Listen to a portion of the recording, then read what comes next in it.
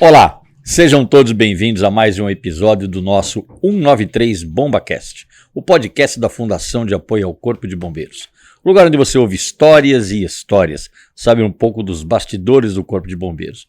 E o dia de hoje eu posso garantir para vocês que está recheado de histórias de uma pessoa que tem muita história para contar. Certo, Martinho? Eu estava aqui só aqui no making off contando história, já dá um programa inteiro, né? Demorou meia hora esse bastidor. Só os bastidores. Eu estou falando aqui com muita honra, a gente recebe como nosso convidado hoje o primeiro-tenente Rufino, veterano do Corpo de Bombeiros da Polícia Militar, do Corpo de Bombeiros, que é essa figura espetacular que eu conheci assim que cheguei no Corpo de Bombeiros, né? Ele já era aposentado na época, mas sempre conviveu conosco aqui. Tem muita história para contar. Mas antes de começar esse bate-papo, eu quero pedir para você, para que não se esqueça de inscrever em nosso canal. Está aumentando o nosso número de inscritos, graças a vocês que estão aí divulgando o nosso canal, muito importante. Dê o like e acompanhe todas as semanas o nosso conteúdo às segundas e quintas-feiras.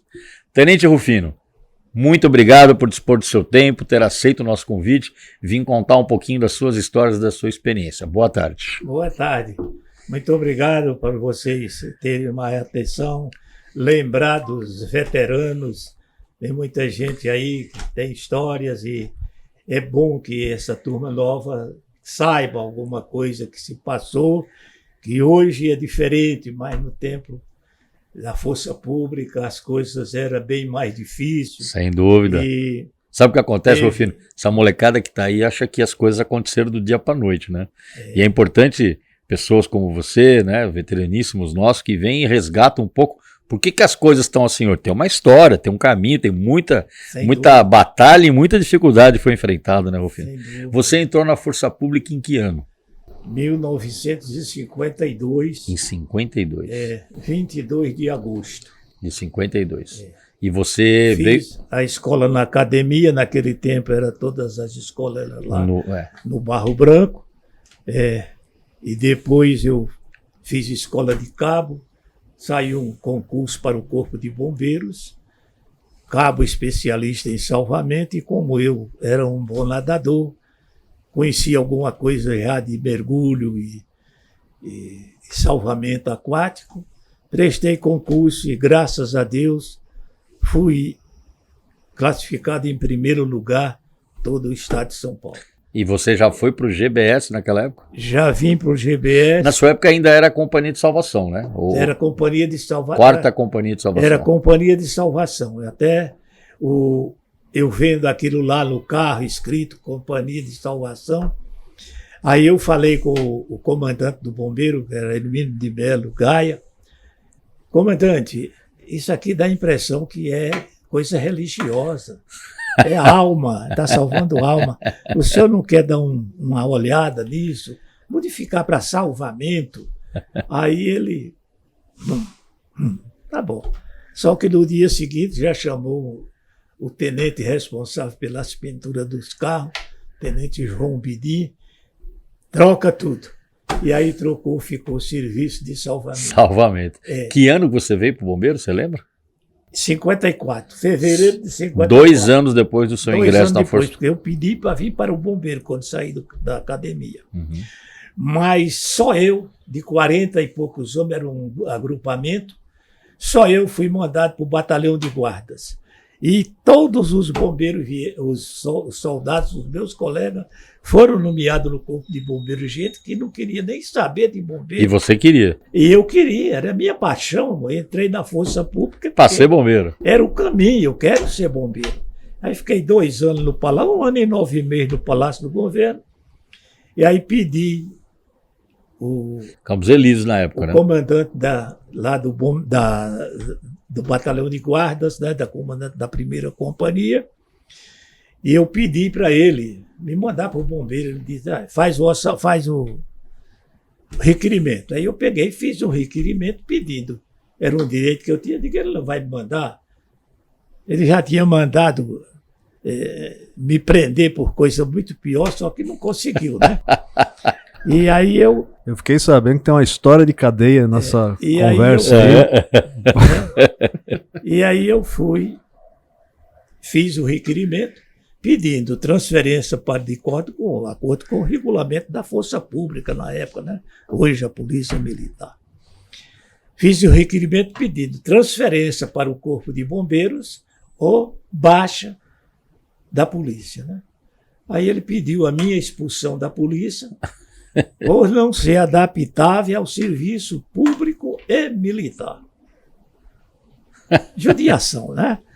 Aí o sargento me chamou, sargento Figueiredo, olha, Rufino, se você tiver alguém na cúpula da polícia, te vire. Vai dar sua expulsão hoje e você nunca mais arranja um emprego público, porque eu era terceira reservista, terceira categoria, e aquilo ia nos meus assentamentos, né? Eu nunca mais arranjaria um emprego público. Eu digo, não, então não pode. Aí fui para o Palácio do Governo e lá encontrei o oficial de dia do Palácio. O filho, você está atrasado? Não, tem meia hora para trocar de roupa. Só que aproveite e tira sarro que o seu colega já me mandou embora. É hoje o meu último serviço. Aí ele, que é isso? Tá. Foi lá, falou com o Coronel Lopes, né, que era o chefe da Casa Militar, e aí mandou eu ir. Passa, vai, sobe lá, passa a cebola nos olhos que o homem está te esperando. Eu digo, não, eu sou artista, eu já vou chegar lá correndo. Aí, cheguei lá, me apresentei para o coronel perguntou se eu era mau conduta, e digo, não, eu sou boa conduta. Só quero ir para o bombeiro. Punição, estou no abrigo do artigo 50 e nunca fiz nada errado. E por que esse tenente pediu a sua expulsão? Eu digo, não sei. Alguma coisa de outras vidas, né? Aí o homem fez um bilhetezinho, mandou entregar no chefe do Estado-Maior, no QG, vá agora para lá. Estava pedindo para me apresentar, dar ao meu engajamento do bombeiro e apresentar ainda naquele dia, né? Foi no mesmo dia correndo. Me apresentaram às 9 horas da noite, né? Aí eu vim para o bombeiro, o homem olhou, o capitão olhou assim, puxa vida, você arriscou sua carreira militar para ser bombeiro, rapaz? Você é louco? Eu digo, não, eu quero ser bombeiro. Vamos ver. Era carnaval, era uma sexta-feira, e aí perguntou se eu podia trabalhar no carnaval. Ele não. Ele só pode trabalhar, o sargento antes, só pode trabalhar quando ele fizer a escola de bombeiro. Então, só quinta-feira da semana que vem, depois do carnaval, é que ele vai se apresentar. Já era lá no Cambuci. Era no Cambuci a escola, né? E aí eu fui para o Rio, pular o carnaval. Quinta-feira estava na... Para quem estava na rua e não pulou o carnaval no Rio, mudou bastante o astral, né? Peguei o Caldas.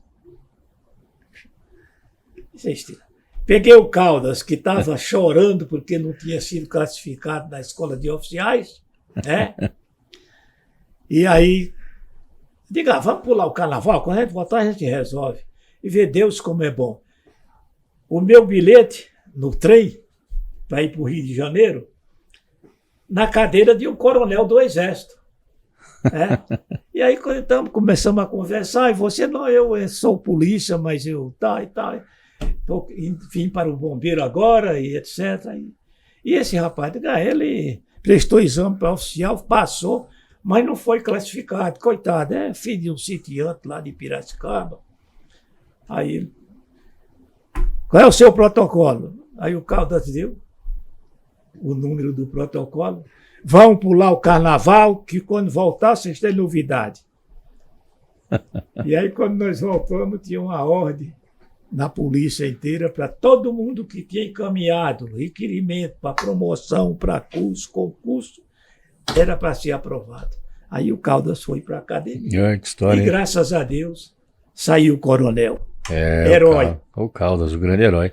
Mas, Rufino, você, logicamente, a gente sabe, né? Você veio para São Paulo, né? Você não é de São Paulo. Não, não sou. Você é natural de onde? Eu sou natural do Santana do Cariri. Uhum. Estado Santana do Cariri. Estado do Ceará. Você é cearense. É. Você vem criança para São Paulo? Que idade que você veio? Eu vim com 17 anos. Eu sou filho de João Evangelista Rodrigues, Sostene Alves de Oliveira, meus pais, e o meu pai teve 2 filhos na Segunda Guerra Mundial. Um no Exército, era enfermeiro, né? Saiu como sargento, e o outro era primeiro sargento do Fuzileiro Naval. Irmãos do seu pai? Seus irmãos? Meus irmãos. Seus irmãos. Nós somos em 17 irmãos. 17. Eu sou o 17º. Né? Olha. 10 homens e 7 mulheres. E aí, ele não queria que os filhos servissem às Forças Armadas de jeito nenhum. E ele tinha muita influência, né? Ele era meio investigador do governo cearense, né? E nada se passava sem ele, né? Então ele não deixava. E eu, como fugi, o meu irmão também, que foi para a Marinha, teve que fugir de casa, trocar de nome, né? Para poder entrar na Marinha, e saiu da Segunda Guerra Mundial doente. A gente sabe, né? Mas fala para o pessoal saber a data de seu nascimento. 25 de abril de 1931. Então, numa conta rápida aí, o nosso Tenente Rufino completou ontem 92 anos. Parabéns. Com saúde e paz. Parabéns, Rufino. E o Rufino, né, como nós que o conhecemos, as pessoas que o conhecem, tem uma história muito forte ligada ao salvamento, nós vamos falar disso também, mas também ligada à natação, não é isso? Ligada à natação. E de onde veio isso? Isso foi da juventude? Como é que é a sua relação com essa história da natação? Meu pai era um bom nadador, prático, quer dizer, não fez curso, tudo, mas aprendeu a nadar muito bem, tinha uma boa sustentação e ensinava para os filhos aquilo que ele sabia. Nado indiano, né? Nadar, rosto fora da água e tudo. Nadar em rio cheio, atravessar rio, represa. E na casa que eu nasci tem uma represa na frente, uma pequena represa, e o rio Cariúza atrás da casa. Então Você era cercado de água já. Calor desgraçado, então eu com 4 anos de idade eu vivia dentro d'água, né? E a minha mãe, de vez em quando, ia me buscar para tomar café, me dava uma cipuadinha com vara de marmelo na bunda para eu tomar café. De noite, na hora de dormir, também, né? E aí, quando eu vim para São Paulo, eu sabia nadar. Já sabia nadar? Não era tão, né? Mas eu sabia nadar. Aí, quando eu entrei na polícia, viemos fazer a primeira prova na polícia. Sabe nadar, Rufino? Mais ou menos. Não vou dizer que sei nadar, mais ou menos. Aí, 4 provas, 4 medalhas de ouro. A turma queria me fuzilar porque eu tinha mentido para o capitão lá da época. Que nadava um pouquinho, né? Mas sabe, você me contando isso aí, claro que você vai lembrar do que eu estou te falando, né? Sempre teve umas pessoas assim lá no GBS, né? Você, seguramente um deles, né? E eu me lembro, eu vou falar de 2 pessoas que certamente você conhece, né? Do Alberto e do Júlio. Lembra do Alberto e do Júlio? Lembro. Sargento Alberto e do Júlio. Abraço para ele se estiver vendo a gente. Eu acho que o Alberto já está aposentado, não sei o Júlio. Mas eles têm uma história que lembra muito a sua, né? Eles são, acho que do Mato Grosso, se eu não me engano. Acho que são. Acho que é isso, né? Mas também, né? Dessa vida próximo de Rio, né? Que aprendeu sozinho. E ambos, né? Tanto o Júlio quanto o Alberto, né? São grandes campeões de natação. Uma história muito parecida com a sua, né? Acho que aquele Cambuci ali sempre teve um imã ali, né? Para uns caras meio fora da curva, igual você. Assim. Eu procurei fazer no Corpo de Bombeiros de todo mundo, todo soldado, toda pessoa que quisesse, um campeão. Eu dava aula no Pacaembu e no DEF. No DEF eu dava aula à noite, no Pacaembu de manhã e no Palmeiras. Você foi técnico de natação no Palmeiras também, né? Fui também, professor de natação. E você saberia lembrar, porque claro que a gente vai falar disso agora, inclusive, você durante muitos anos foi paralelo com as atividades do bombeiro, e mesmo depois de aposentado, que foi quando eu te conheci, você sempre conduziu os cursos de guarda-vida lá no Babi Barione, Babi Barione. Você tem ideia de quantas pessoas passaram com você lá? Olha, lá eu não tenho. É difícil saber, né? Tivemos mais de 100 cursos. Eu imaginava algo assim. 40 pessoas, 42 pessoas. O filho, eu já encontrei gente no estado inteiro Que eu encontrava e falava, pô, fui aluno do Rufino lá no Babi Barione. Tudo quanto era lugar. Até hoje o pessoal liga, você vê agora, o celular não para de tocar. Ô, chefe, parabéns e tal, tudo. Eu fui seu aluno. Tá? Aparece para fazer a reciclagem, né? Graças a Deus eu sou muito bem. Você é muito conhecido. Rufino, vamos falar um pouco das atividades de salvamento. A sua carreira foi toda ela no Cambuci. Cambuci. O tempo todo. Você tirou... Não, eu tirei no Cambuci, parece que 22 anos. 22 anos. Uhum. Porque era lá o primeiro batalhão, a primeira companhia de salvamento. Né? Uhum. Aí eu fiquei lá até criarem o segundo GBS. Tá. Você participou então da formação do segundo GBS lá no aeroporto. No aeroporto. Eu estava meio chateado com os problemas do bombeiro, coisa corriqueira, né? Mas falta de atenção. Vamos fazer isso que é bom para a corporação, é bom para o soldado. E a turma, não quero saber. Então eu ficava meio chateado. E não queria mais estar perturbando o comando, né? E aí o Martins foi escalado para comandar o segundo. Estamos falando do José Carnecina Martins. José Carnecina Martins. Um grande irmão Deus que teve em bom lugar. Gostava muito dele. Morreu há 2 anos, eu também estive lá. Ele me convidava. Cara sensacional. Mas muito meu amigo. A gente viajava muito junto, festas. Demos aula na USP alguns dias também. Coronel Martins, ele é do primeiro curso de mergulho do bombeiro, não é, Rufino? Primeiro curso de mergulho. Você foi aluno desse curso ou foi instrutor nesse curso aí? Foi 64, né?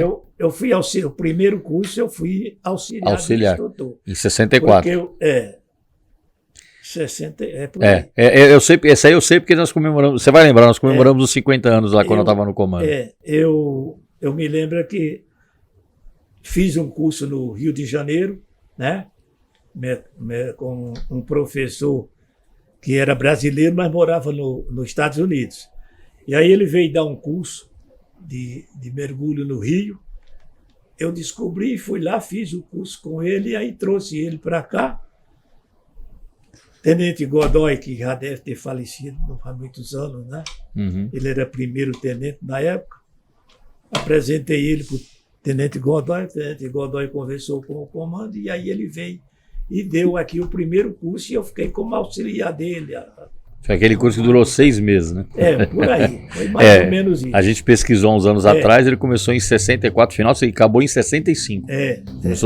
Foi muito demorado, né?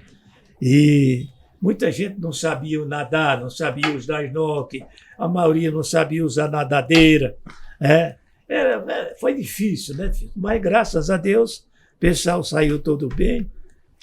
Aí depois veio o Caldas e o Caldas oficializou o curso pela PM, né? Uhum. E aí fizeram um novo curso, acho que em 65. 65 para frente. E aí, inclusive, ele pegou como auxiliar o sargento Egídio, né? O Egídio. E eu só fui para terminar o curso lá na Ilha Anchieta, né? Todo mundo mergulhou, pegamos um barco da USP para fazer o batismo. O pessoal fazer o batismo dos mergulhadores, né? Perto da Ilha das Couves, com 54 metros de fundura. E aí, quando terminou tudo, eu fui matar uns peixes lá e vi um sargento, um sujeito morrendo afogado. Já tinha perdido nadadeira, máscara facial, aparelho de mergulho e tudo. Aí eu peguei, era um sargento aluno do curso. Aluno do curso, né? Saiu do barco sem falar nada. O Egídio não viu, os auxiliares, os professores, né? E ele foi para as pedras lá, a correnteza levou. Que ele ia morrer. Por pouco ele não morreu. Não morreu.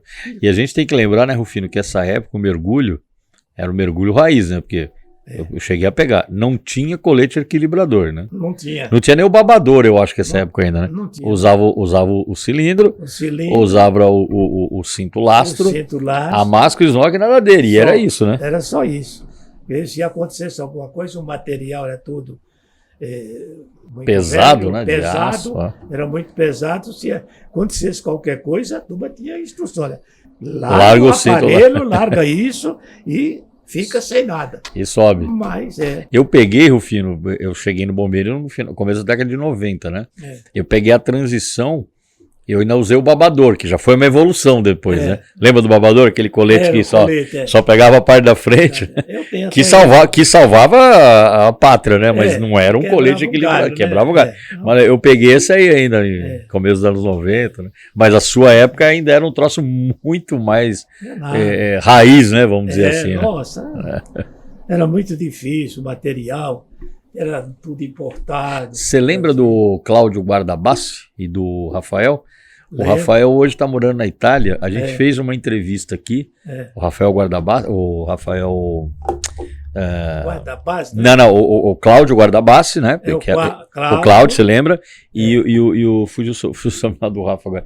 Mas enfim, ele esteve aqui agora e a gente entrevistou ele, que lembrou várias histórias dessa. Que eles são das antigas, sempre apoiaram a gente. O Cláudio é muito meu amigo. Eu conheci ele no Palmeiras. Rafael De Nicola.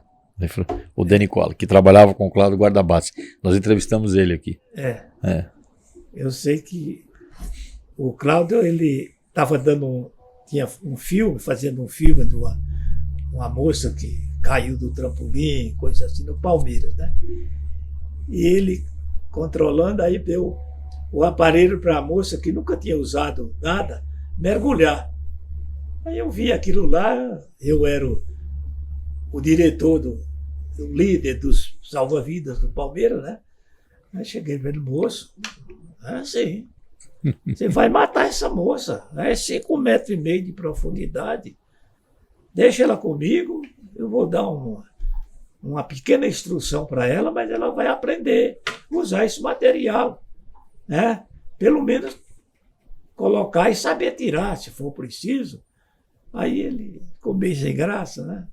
Mas autorizou a moça a ficar comigo na piscina rasa, pus o aparelho de mergulho nela e ensinei funcionar e tal e tudo, e aí ela fez a filmagem, arranjei uma moça que era campeã sul-americana de saltos ornamentais para fazer o salto do trampolim no lugar dela, né? Que foi uma dublê. E a Soninha, que era muito minha amiga, uma ex-aluna, né? E ela que fez o salto para a moça que o Cláudio tinha levado para apresentar. Não me engano, era Ficha. E aí nós fizemos amizade, fiquei conhecendo o Cláudio. Aí depois começamos a se encontrar nos clubes Santos, lá no Tamoio. São pessoas que fazendo caça submarina. São pessoas muito ligadas aí ao mergulho. Muito bacana. Muito bacana. Pessoal muito bacana. O Rufino diz, bom, claro, nesse período 20 e tantos anos, você ficou no Cambuci, depois você é dos pioneiros lá do GBS, né? Segundo GBS, né, com o Coronel Martins. Segundo GBS. E aí o segundo GBS já começa a ter, não sei se já é da sua época, o primeiro sempre teve a tradição bastante ligada ao mergulho, né, ao salvamento aquático sempre, né. E no segundo GBS, na medida que você foi passando, foi tendo uma ligação maior com a altura, né, com o salvamento à altura. Isso já era da sua época, essa tendência, né? Foi mais ou menos o Martins que começou o salvamento em altura. E tudo. Uhum. Houve alguns acidentes que até é bom não falar. Eu lembro. Falta das pessoas não. Para com isso que você vai. Não vai dar certo. Ah, não, eu vou ganhar. Tá bom. Não deu certo. Felizmente tivemos alguns acidentes aí. Mas você vê uma coisa que lá hoje não é mais seguro. Necessário, né? Claro, desenvolvimento das coisas. Tinha que fazer de alguma maneira, porque os incêndios estavam aí. Por falar em incêndio, eu sei da sua história, né? A gente vai falar um pouco sobre isso agora. Você participou do Joelma, eu tenho certeza. Andraus também não? Não, Andraus eu não participei. Foi o Joelma? Tirar um amigo que estava lá, e eu fui lá, pedi ao sargento Sidney, põe a escada aqui, eu subi no apartamento do amigo que era segunda andar. No Andraus? No Andraus. Tirei ele e fomos embora, porque eu estava fazendo o curso preparatório para sargento. Eu não podia dizer, que senão eu não ia ser oficial nunca. Né? E aí eu fugi da escola para fazer isso. Mas no dia seguinte fomos escalados pela academia para vir no rescaldo. Tirar o material, fazer o rescaldo. E tal, tudo. Agora, no Joelma você era o quê? Você já era sargento? No Joelma eu era sargento, comandava a primeira guarnição de salvamento no Cambuci.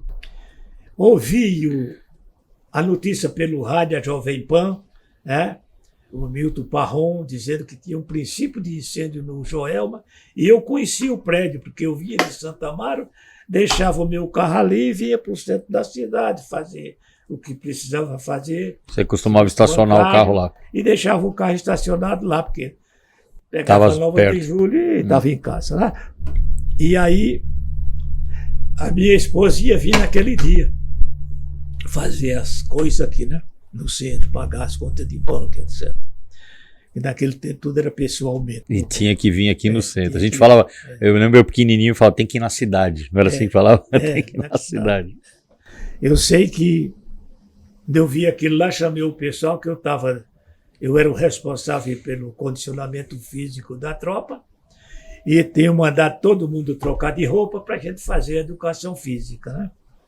E aí quando eu vi a notícia, eu digo, olha gente, se fica como está que nós vamos ter problema sério, que eu conheci o prédio, fragilidade. E era novo, né? O prédio tinha um ano. O prédio era novo, mas muito mal construído, as escadas com aqueles tubos de metal muito bonito, né? Dourado, mas aquilo, a escadinha estreita que não dava 70 centímetros para subir ali se queimava, horrível, né? E aí eu, de repente, chamado, e nós fomos para lá. Eu fui o primeiro bombeiro a entrar. Comecei a jogar a escada de gancho, a corda de gancho com gancho, e escada de gancho, escada de alumínio, e fomos subindo nos andares, pus um monte de escada de corda que nós mesmos havíamos fabricado, né? E o pessoal foi descendo do flanco esquerdo da rua Santo Antônio, e eu deixei o pessoal lá trabalhando, alguns soldados, já com as escadas montadas, e vim para 9 de julho. Subi e fui até o 12º andar. Aí o fogo já tinha tomado as escadas, tomado tudo, abrindo elevadores assim. Eu abri um deles lá, 4 pessoas dando mão um no outro, mas ia morto. Foi uma tragédia. Totalmente queimado. 187 mortos. 187 mortos. Mas a gente tem o lado bom que eu aprendi o número esses dias, né? Sobreviveram 452. Graças a Deus. Né? Graças a Deus. Eu me lembro do o último cidadão que foi tirado. Eu deixei, ele não pode deixar que eu fico aqui. Ficou no topo onde estava a escada Magiro e ele ficou lá, né? Fumando um cigarrinho. Eu lembro, tem essa cena aí em algumas reportagens. As mãos dele estavam tudo queimado, né? Bolha de sangue, né? Aí o Coronel Martins chegou, que ele estava trazendo umas viaturas que tinha chegado da França, né? Lá em Santos. Aí ele chegou, subiu, ficamos conversando. E aí eu digo, agora vamos descer, porque você é o último convida, tá? Aí ele, descendo, olha, falou para o Coronel Martins, olha, eu aprendi a sobreviver no Andraus, mas eu nunca mais, já jurei a mim mesmo, eu não subo em nenhum prédio com mais de 2 andares. Ele também estava Ele escapou do Andraus. Por isso que é o raio cair no mesmo lugar 2 vezes, hein? Troço, né? Coisa de Deus, né? E eu sei que a gente tem alguns livros, sobre o episódio, né?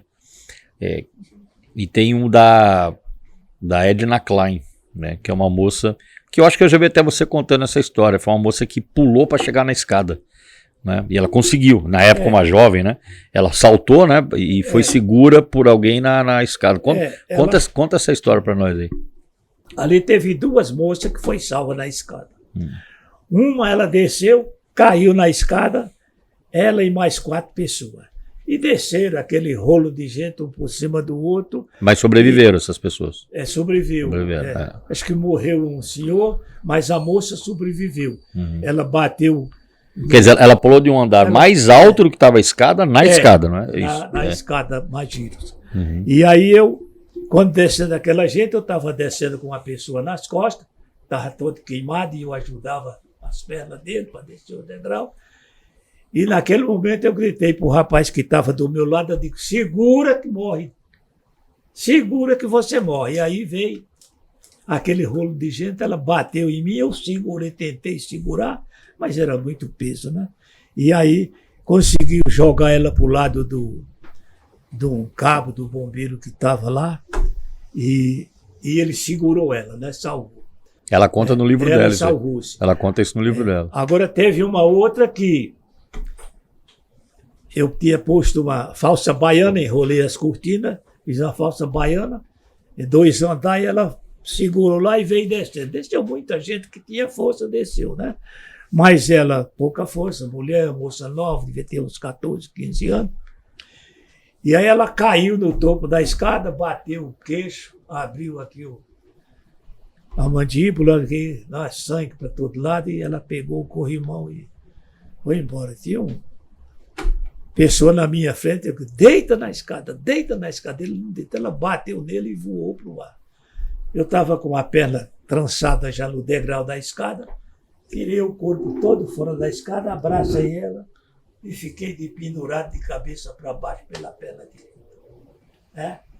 Quase perdi a perna direita. Na hora eu vi como se tivesse rasgado o culote, né? E aí eu... tudo bem, trabalhei o dia todo, tirei muita gente e tal, tudo, não tinha mais nada recolhendo. No dia seguinte eu fui jogar uma partida de vôlei antes de sair de serviço. Vamos jogar um vôlei e tal, tudo arrufino. Primeira bola que eu tentei cortar, caí no pé direito, o joelho ficou desse tamanho, vazamento de líquido e tal e tudo. Aí vai para o hospital, engessaram a minha perna. Não é médico, não faça isso. Eu tenho tratamento no Palmeiras, tá? Como eu tinha, né? Bons especialistas, tinha direito, né? E aí, não, engessou, me deixaram 31 dias engessado, aí me baixaram ao hospital para amputar minha perna. Eu fiquei doido. Aí, nossa senhora, aí chamaram o comando do bombeiro, o comando geral da PM, e tudo, toma um remédio, não tomo nada mais daqui, me leva no Palmeiras, eu tenho direito, com os melhores especialistas de joelho do mundo. Era Rundi Vicêncio e Dr. Rossetti, né? E aí fomos para lá, eles me receberam e fizeram, olha, se você tivesse vindo aqui, já estava jogando futebol, mas vai sofrer. Acostumado a arrumar joelho de jogador de futebol, né? Fiquei 2 anos em tratamento, fazendo fisioterapia lá no Palmeiras, de manhã e de noite, né? Uma coisa horrível, mas graças a Deus... Recuperou. Salvei a perna, né? Estou aí, graças a Deus, andando. Então, para celebrar isso aí e celebrar a sua vida e seu aniversário que foi recente, vou oferecer para você aqui, Rufino, um cafezinho aqui do nosso Bomba Café, o café dos heróis. E eu estou servindo o café dos heróis para um dos nossos heróis, né? Nada melhor. Então, a gente tomando aqui o nosso café do Bomba Café, o café temático da nossa fundação fica aqui na rua Anita Garibaldi 25, é um café temático, né? A gente tem decoração de bombeiro, bastante interessante, e eu convido você para conhecer, se você não conhece ainda, conheça aqui o nosso Bomba Café. Tá bom o cafezinho? Tá ótimo, do jeitinho que eu gosto, sem açúcar. Boa. Ô Rufino, vai lá, bom, agora você falou que sem açúcar, você vai puxar um assunto aí que eu vou puxar. Você está com 92 anos, com essa vitalidade que a gente está vendo aí. A gente sabe, né, do seu histórico esportivo, né, sempre muito ligado à natação. Aliás, qual foi a última competição de natação que ele fez? Faz quanto tempo? 15 dias. Há 15 dias atrás. 15 dias atrás. Você tinha 90, você era mais novinho, tinha 91, né? Tinha só 91. De quanto foi essa travessia? É pequena, eles davam lá como 1.000 metros. 1.000 metros. Né? 1.000 e pouquinho, né? Depende da zona, muita marola, né? No mar, né? No mar, não é na piscina, né? No mar. 1.000 metros, não, mar, alto mar. Alto mar com onda com mais de 3 metros de altura. Que bacana. Então, Rufino, você vai ter que contar o seguinte, primeiro, né? Você disputa com quem? Tem gente na sua categoria de idade? Não tem ninguém da minha categoria. Todos os nadadores é menor de 75. Quer dizer, tem menos 20 anos que você. 20 anos no mínimo. No mínimo. E você foi segundo colocado, é isso que me contaram? Segundo colocado. Então, depois de tudo isso aí, Rufino, eu só tenho uma pergunta para te fazer. Qual é o segredo? O segredo é andar o mais rápido possível 3 quilômetros. E nadar 1 quilômetro sem parar. Todo dia. Todo dia, de segunda a sexta. Se puder nadar, sábado e domingo. E cuidado com a alimentação, você faz algum? Cuidado com a alimentação. Comer mais verdura, mais fruta, né? E açúcar já vi que você não toma. Açúcar não toma, você vê o cafezinho gostoso, é sem nada, né? E a gente tem que se manter, fazer o quê, né? Ter uma pessoa igual a esposa que não deixa eu fazer nada para mais, tem que ser você regular. Pega no pé dele, pelo jeito, que a esposa dele tá aqui, viu, pessoal? Tá vendo aqui, ela, ó, controla ele aqui, ó. E ela nada com você, né? Sua esposa nada, que acompanha você nas travessias? Campeã de águas abertas, a última travessia que ela fez, pegou em segundo lugar, perdeu para uma campeã mundial. É a segunda mulher em travessia águas abertas. Olha isso, hein? Sensacional. Rufino, assim, quando a gente chega no bombeiro, né? Vou falar da minha geração, né? Eu cheguei no bombeiro em 91, direto da academia. E várias pessoas que a gente já até conversou aqui na preparação, né? Pessoas que são da sua época, que trabalharam comigo, né? Tive o prazer de trabalhar, pessoas que sempre foram, assim, verdadeiros exemplos, né? Assim, desse aspecto que nós estamos falando, né? De treinamento, de estarem sempre preparadas, de pessoas muito profissionais, técnicas, né? E muitos deles, né? Aí que eu quero chegar, foram seus alunos, né? Então nós já falamos aqui do Eli Felete, tem o Egídio. O Egídio Monstro, o irmão do Egídio, o Egídio Edmundo. O Edmundo. Era uma geração que a gente olhava, a gente chegando no bombeiro, moleque novo, né? A gente olhava para esses caras e falava, puto, quero ser igual a esse cara. Né? E outros, né? Vamos falar do Lísias. Amaral, Mentone. A gente via esses caras, o Carnicina, a gente via esses caras e falava, pô, eu quero ser igual a esse cara aí, né? Eram verdadeiros, você, evidentemente, eram pessoas que a gente olhava e falava, putz, para ser bombeiro tem que ser igual a esse cara aí, né? E uma época, né, como você mesmo já falou, que era do bombeiro da unha, né? Não tinha equipamento, né? Por exemplo, como é que era o equipamento de combate a incêndio no incêndio do Joel, por exemplo? O que a gente tinha naquela época? Nós não tínhamos nada. Proteção respiratória não existia, né? Não existia. O material do bombeiro para apagar incêndio naquela época estava numa situação degradante. As mangueiras tudo podre, tudo velho. Teve gente que já deu entrevista que falou a mesma coisa. As bombas tudo velhas, não tinha mais pressão. Quer dizer, ligou-se as mangueiras para apagar o incêndio, a água não saía no segundo andar, não chegava, não atingia no bico da mangueira, quer dizer, no requinte, né? E pior que tudo isso, né, Rufino? Além dos nossos equipamentos serem bem mais modestos, né? Não existia ainda a legislação, na verdade, até você falou das condições do prédio, etc. Não existia a legislação que previa os sistemas, né? De prevenção e combate. Não tinha, né? Não, de jeito nenhum, não tinha nada. A pessoa construía como queria, fazia o que queria e o bombeiro que se danasse para apagar incêndio, né? Não era possível. Eu sei que tinha montado o destacamento de São Caetano do Sul, que foi um dos primeiros a ser desmembrado, né? E eu dava aula na Vila Geste, né, para uma equipe da prefeitura, né, criança, né, para competição. De natação. De natação. E aí o prefeito que assumiu, não me lembro o nome dele, mas o prefeito da época me chamou e perguntou o que é que podia fazer para comprar material de bombeiro, né, porque estava o corpo de bombeiro lá, mas não tinha material suficiente. O coronel Arlindo não, o Faustino. É o mesmo.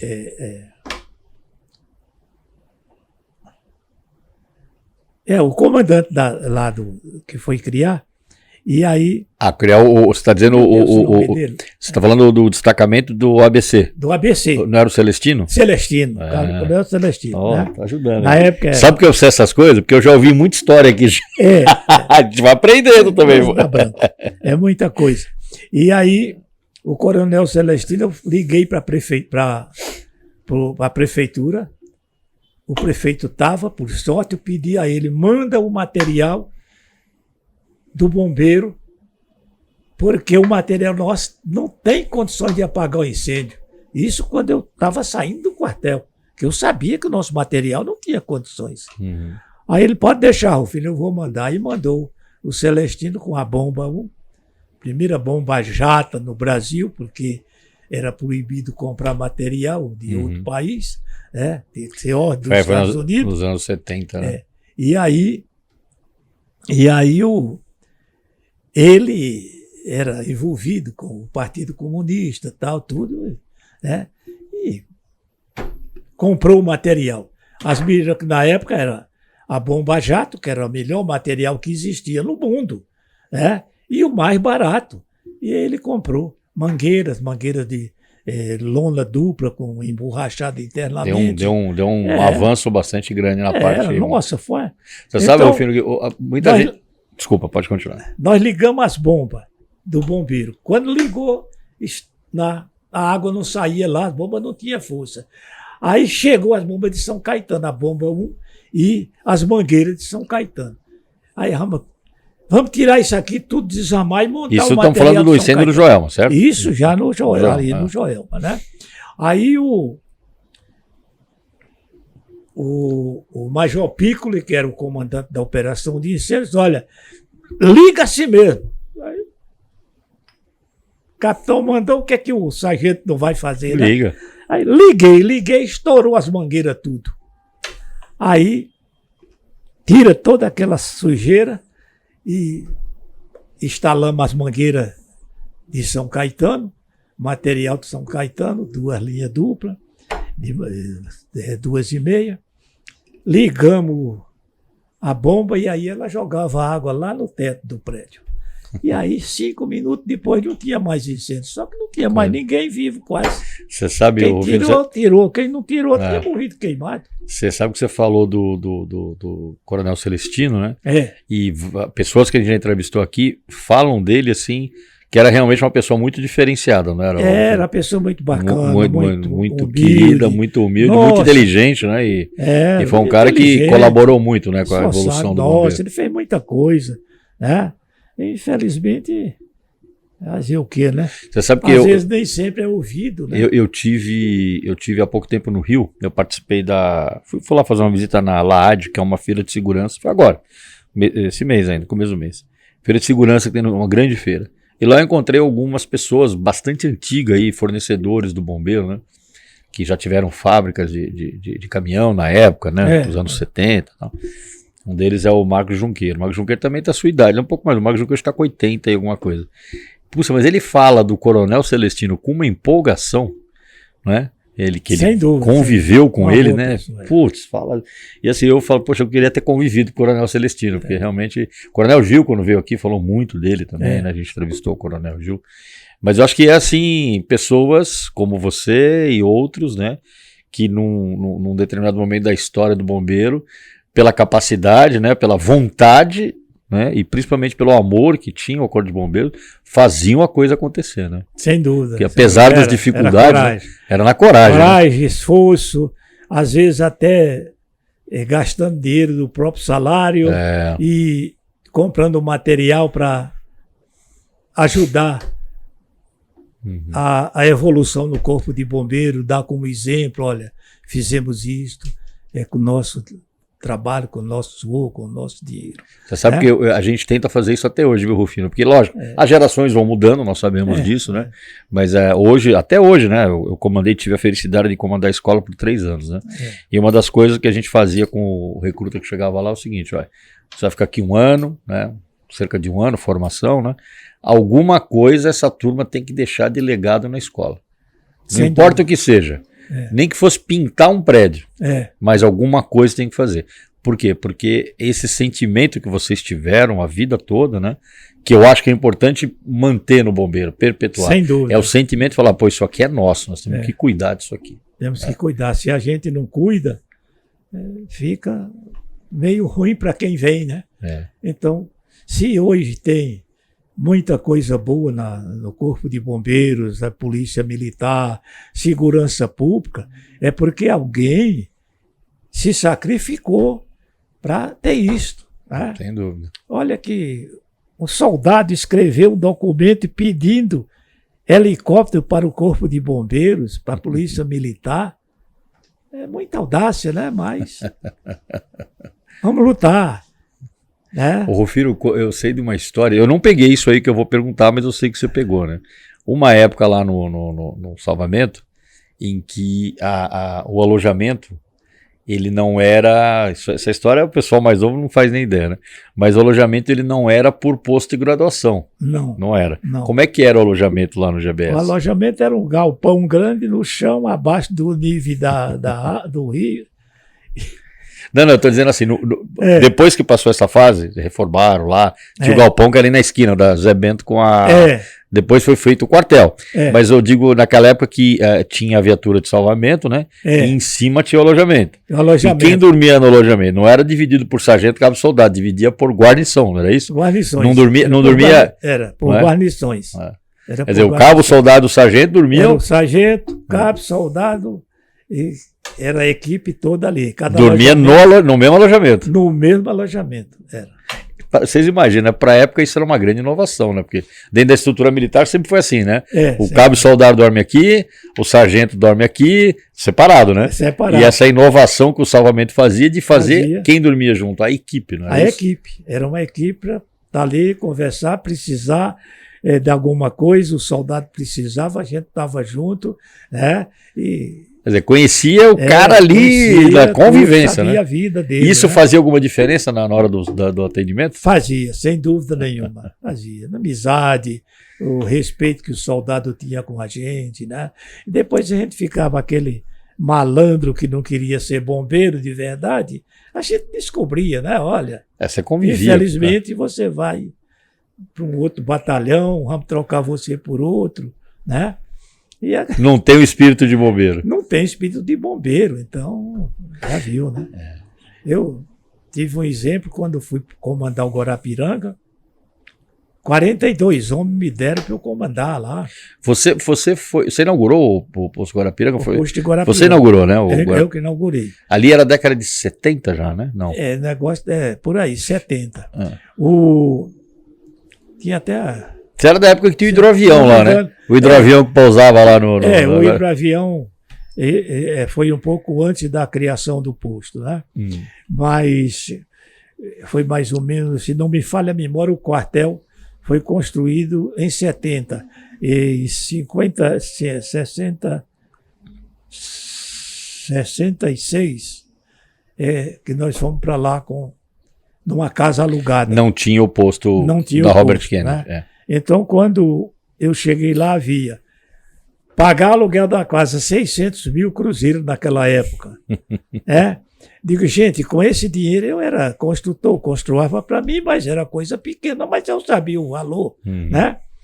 E aí eu digo, olha, se me der esse dinheiro que vocês pagam por ano o aluguel, eu construí o prédio na beira da represa. E aí a turma não queria saber, e nossa... E teve 2 amigos que ficaram bravos comigo, né? E o Mena Barreto, que era da ex-Guarda Civil, né? E um outro que era... Também o Mena Barreto era nadador também, não era? Ele tem uma história com a natação também. Você nadava melhor que ele? Era mais papo. E aí, o Minieri, que, nossa, veio de Santos e tal e tudo, mas difícil, né? E aí,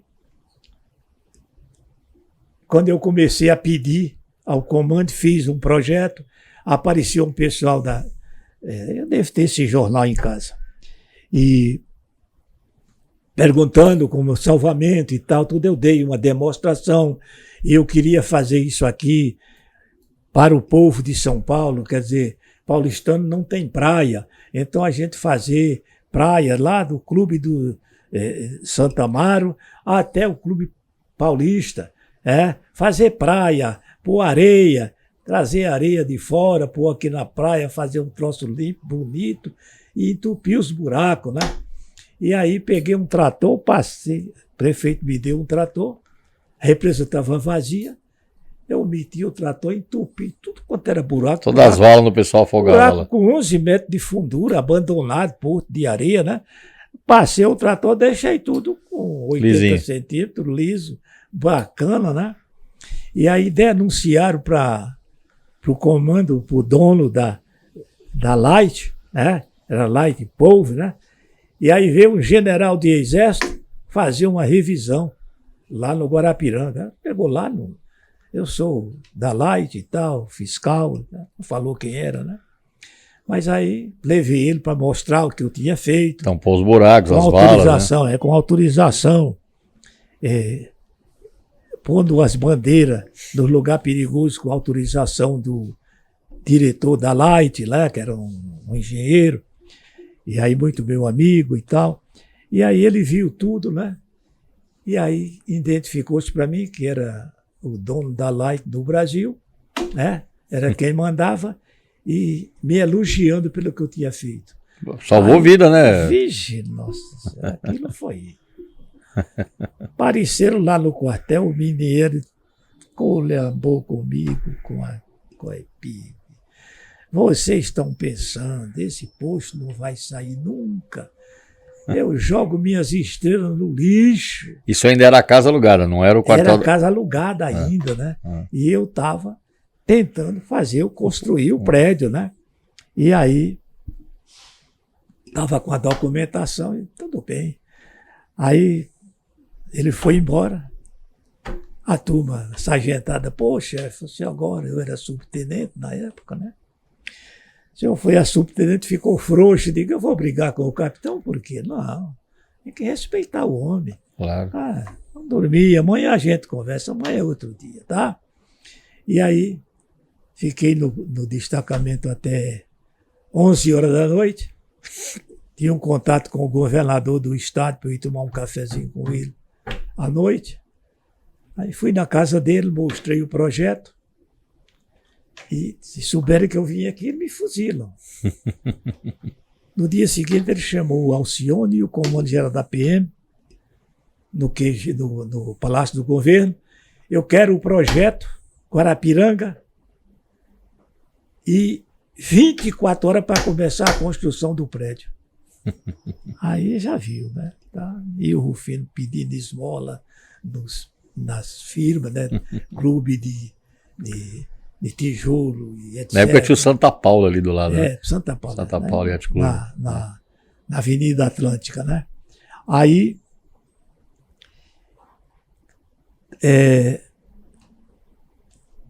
2 meses depois estava construído, né? Aí a formação vai inaugurar amanhã, convida as autoridades e tudo. Aí o povo da cidade de Dutra e as pessoas que tinham ajudado, os donos de depósito, material, fizeram uma placa do tamanho do quartel. Corpo de Bombeiro, Tenente Rufino. Alguma briga. Eu cheguei lá de manhã, meu Deus, que é isso?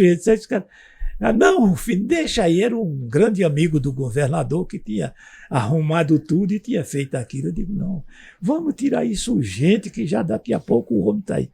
Nós estávamos com a escada para tirar a placa, a faixa.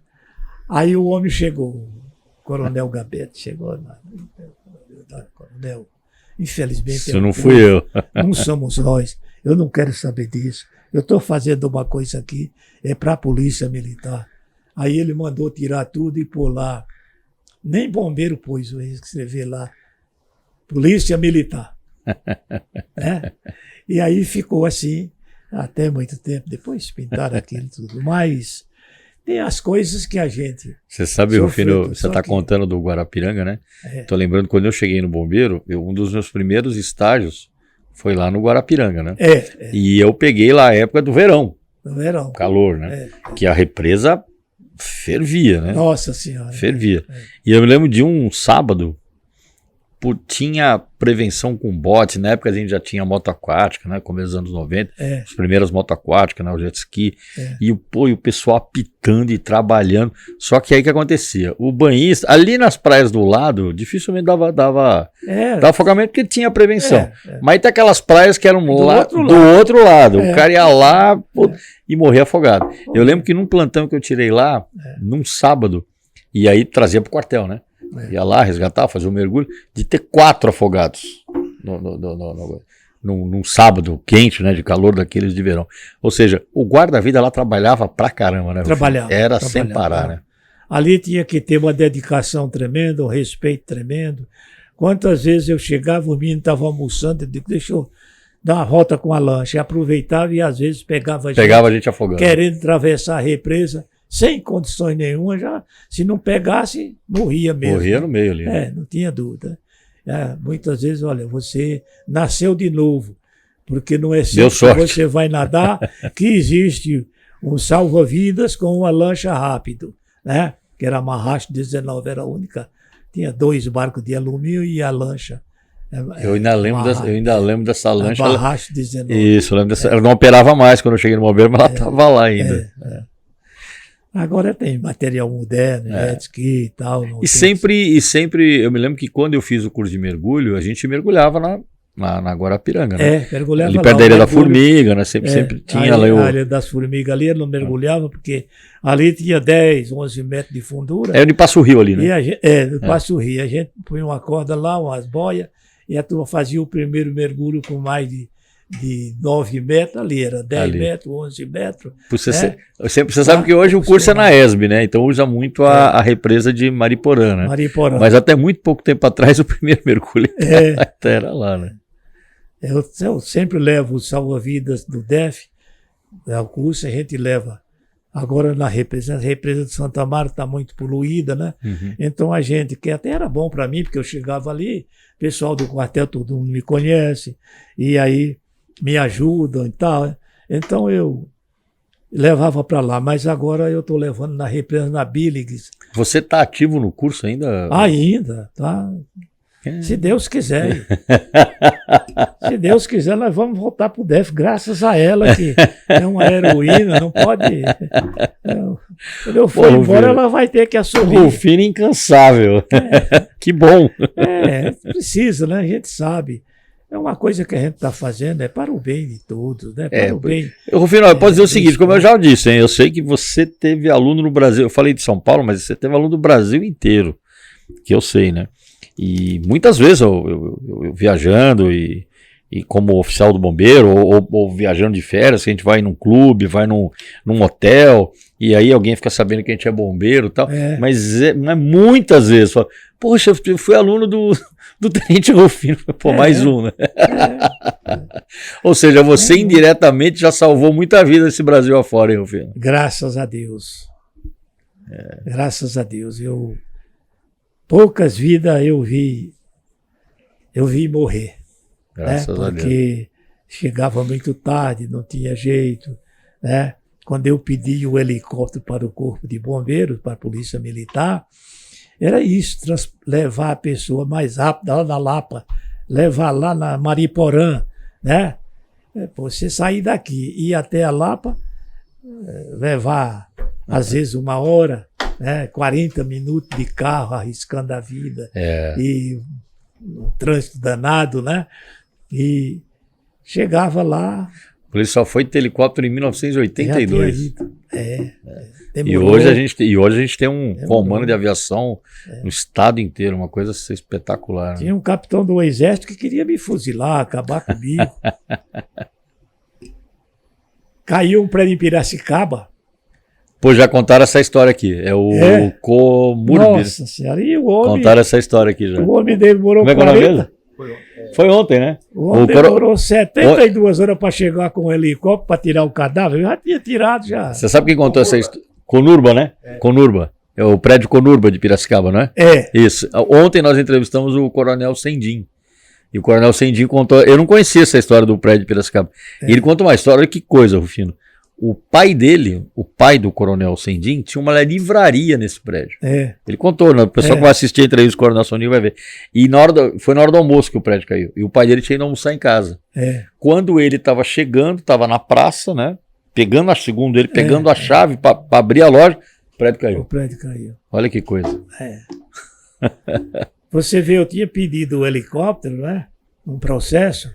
O Caldas assinou, porque o Praça não podia assinar. Só fiz o projeto. E o Caldas chancelou. Assina. Pus 2 helicópteros. Primeiro tinha posto 1. Esse aqui nós vamos pôr 2 e vamos ver.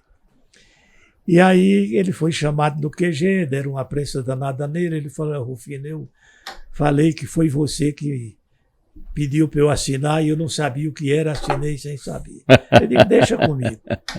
Foi lá, discutimos e tal, tudo, mas o comandante-geral resolveu mandar o projeto para o governador. Né? Eu fui na casa do Ademar de Barro, que tinha uma grande amizade, né? A esposa dele me respeitava muito, era uma pessoa muito bacana. Dona Liolô mesmo de Barro. E eu digo: Caldas, dá aqui que os homens encaminharam o projeto, só que agora eu tenho que conversar com o governador. E aí fui de noite, era 11 horas da noite, estava lá aguentando fumaça do charuto do homem, mas conversando, mostrei o projeto e tal, tudo. Eles mandam o Caldas falar comigo e vamos encaminhar isso aqui. Parou no Ministério da Guerra. O Ministério da Guerra despachou negativo, mandando arquivar. E quando o bombeiro precisasse de helicóptero, pedisse ao Serviço de Salvamento do Exército.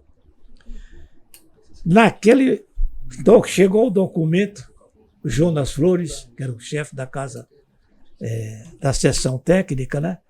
Me chamou: Rufino, o que é que deu a porcaria de vocês? Indeferido, digo: fazer o quê? O general não entende de salvamento? Fazer o quê, né? E aí eu sempre fui bocudo, né? E aí eu tirei uma xerox, dei para o Caldas e fiquei com outra na bolsa de salvamento. Naquele momento caiu o prédio em Piracicaba.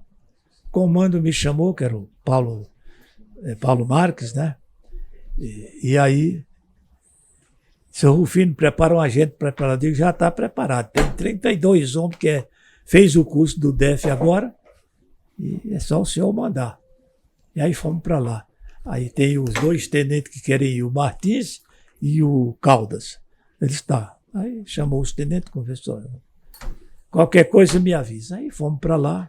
64, 66. 60 e pouco. 64, eu acho. Eu não me lembro bem a data, não, mas foi por aí.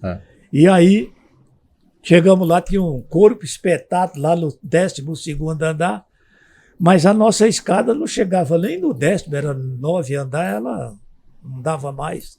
E aí, fui no telefone, pedi telefone público, né, na praça, e não tinha outro meio de comunicação, nossos rádio-toque não pegava de lá aqui.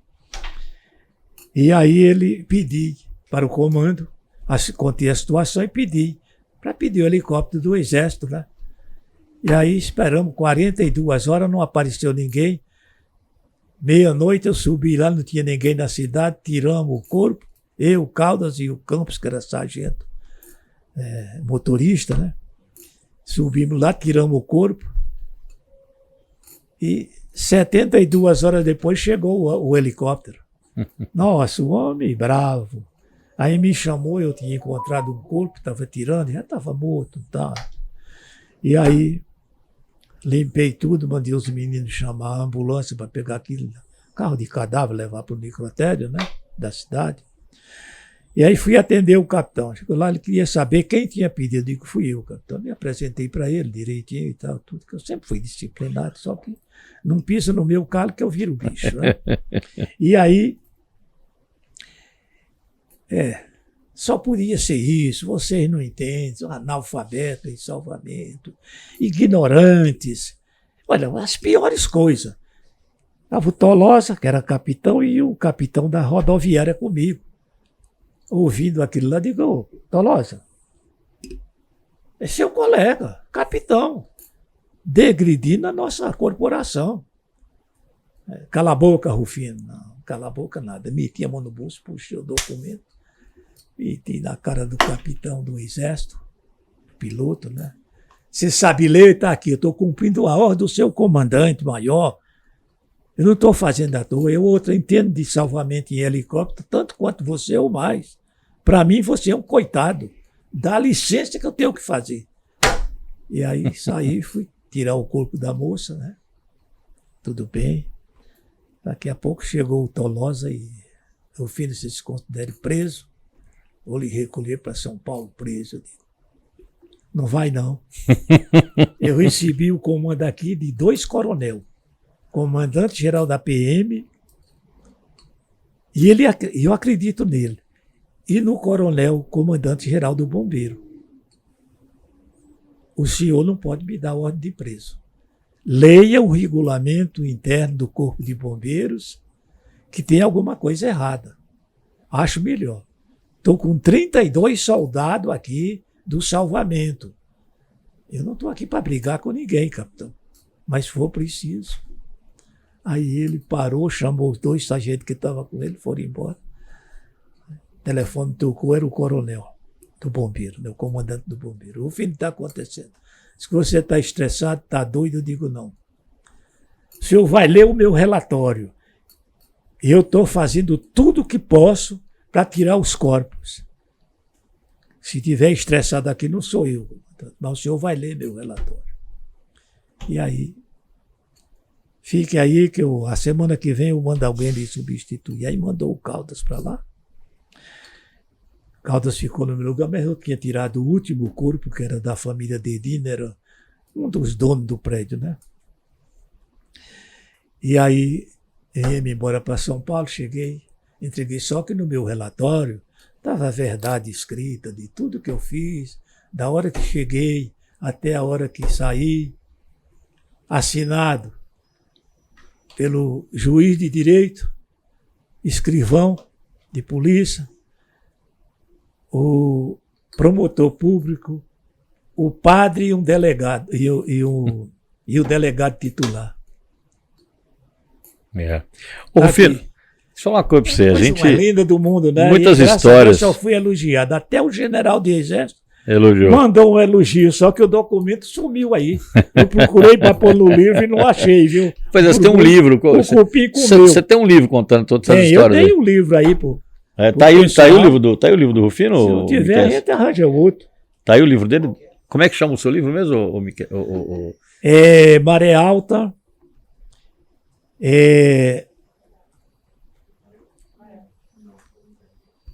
Não tá aí, né? Maré Alta, Salvamento Aquático, Tenente Rufino. Maré Alta, Salvamento Aquático, Tenente Rufino. Que bom. Olha, você Rufino... não tem aí, você não tem, né, Ben? Eu tenho um quando eu vim pra cá. Não, eu sei, mas deve estar por aí. Tá por aí, alguém. Mas, Rufino, olha, que legal que você. Muita piada, muita história boa, muita coisa triste, mas tem muita coisa boa que era bom os bombeiros novos saber. Claro.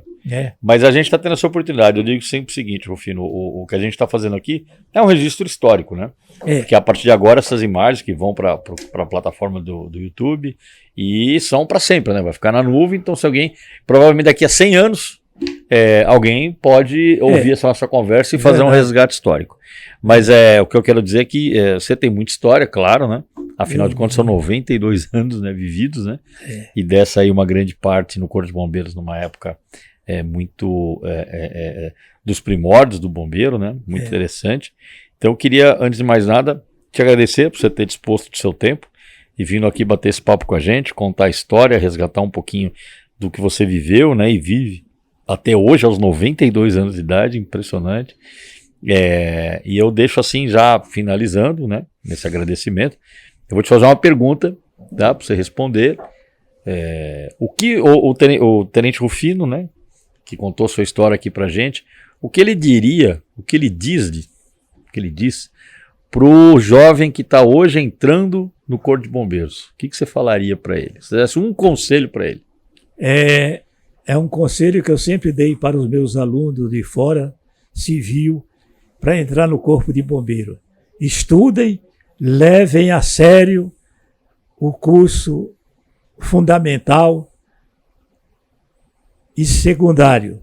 Entrem, prestem exame na Polícia Militar, vão para o Corpo de Bombeiro, continuem estudando e lembrando que vocês vieram ao mundo para ajudar as pessoas necessitadas. Sem orgulho, sem remorso, trabalhem e estudem, se preparem fisicamente, tecnicamente e psicologicamente, para quando precisar de vocês, do trabalho de vocês, em um incêndio, salvamento ou qualquer trabalho de bombeiro, vocês estejam à altura de atender as vítimas com muito amor e respeito.